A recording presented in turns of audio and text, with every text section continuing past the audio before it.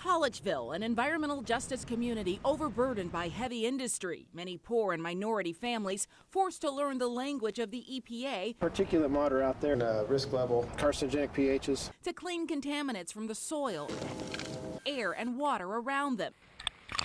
The people of Collegeville, Harriman Park, Fairmont, and North Birmingham came together to fight. How you listen while you run your mouth? Y'all killing us. I said something wrong about him. Their prize fighter was District 4 City Councilor Maxine Parker. She tackled the problem with laser focus. And that's something that she really fought for.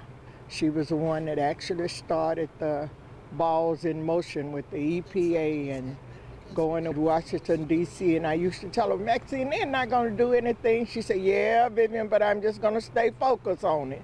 Vivian Starks was often side by side with Maxine Parker at community forums. Here they are at a neighborhood church challenging leadership to let the people know contamination had already been found in their community, something everyone already suspected.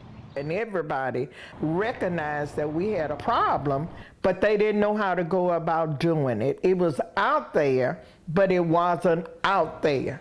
What's out there now is that 5 companies have been named as potentially responsible parties to the contamination: Alagasco, K-Mac, U.S. Pipe, Drummond Coal, and Walter Koch. So we're waiting on responses, and we will meet again with EPA, and we will announce a meeting and see where we go from there. Pastor E.O. Jackson represents the faith community in what is now called the North Birmingham Coalition, a group that serves as a buffer between the EPA and the community. Our goal is to make all the communities that have been harmed by this situation whole. We want those who are guilty to be found guilty. Eunice Colvin says attorneys have been knocking on doors claiming they can help. Just like Mr. Ernest said, my generation probably won't even see it, but you got children. We first met her husband, the late Ernest Colvin, in 2011. He was ill but spent his last days fighting for a safe, clean environment to live in. Some people recognize that the road ahead to clean up contamination in this North Birmingham community is going to take some time.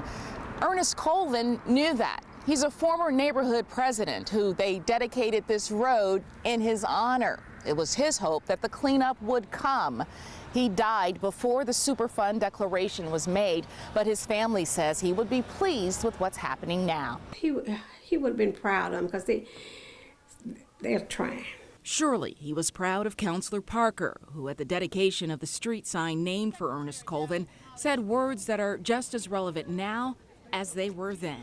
We got to think of the future generation. That was the key to me. Maxine Parker, a prize fighter for the people who never took her eyes off the prize.